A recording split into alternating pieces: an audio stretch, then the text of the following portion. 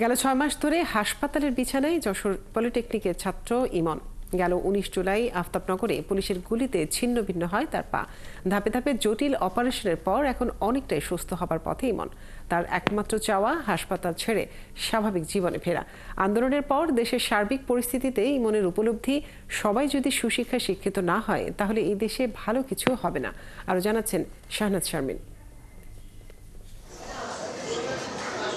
Jessore polytechnical কলেজের শেষ সেমিস্টারের ছাত্র ইমন কবির ইন্টার্নশিপের জন্য এসেছিল ঢাকায়। স্বপ্ন ছিল বিদেশে চাকরি নেবার। টিউশনি করে রাইড শেয়ার চালিয়ে নিজেই জোগাত পড়ার খরচ। ১৯ জুলাই আফতাবনগরে আন্দোলনে আহতদের সাহায্য করতে গিয়ে পুলিশের গুলিতে চুরমার হয় তার পা। কালার এক্সপার্ট, জর্জ স্যাপ এবং মাইল্ড অন হ্যান্ডস টেকনোলজি সমৃদ্ধ অরিক্স ক্রিস্টাল ওয়াশ আপনার লন্ড্রি এক্সপার্ট। ২ মাস চিকিৎসার পর বাসায় ফিরলেও আবারও ভর্তি হতে হয় হাসপাতালে। এখন অপেক্ষা দ্বিতীয় অপারেশনের জন্য। চিকিৎসা শেষে স্বাভাবিক জীবনে ফেরাটাই তার একমাত্র প্রত্যাশা। আমার ট্রিটমেন্টটা করে আমাকে স্বাভাবিক লাইফে যাইতে একটু হেল্প করেন, দ্যাটস ইনাফ। আমার যতটুকু মেধা আছে আমি ওটা দিয়ে আমি আবার আগাইতে চাই। আমি যদি বাংলাদেশে থেকে যদি কিছু করতে পারি ইনাফ। আমি যদি মনে করি যে আমি অ্যাব্রোডে যে কিছু করতে পারবো দ্যাটস ইনাফ।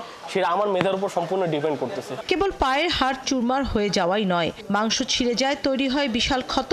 রাশিয়ার গুরগান সেন্টারে ব্যতিক্রমী চিকিৎসা পদ্ধতি ব্যবহার করে তাকে সারিয়ে তোলার যুদ্ধ করছে ডাক্তাররা। প্রথমে তার যেখানে ঘা ছিল আমরা প্লাস্টিক সার্জারি করছি, ওইখানে চামড়া লাগাইছি, মাংস দিছি।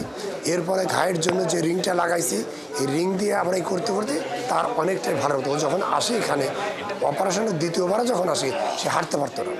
সে এখন এইটা দেওয়াই হয়, এটা যন্ত্রণে সে হাঁটতে পারবে, সে তাকে সাপোর্ট করবে।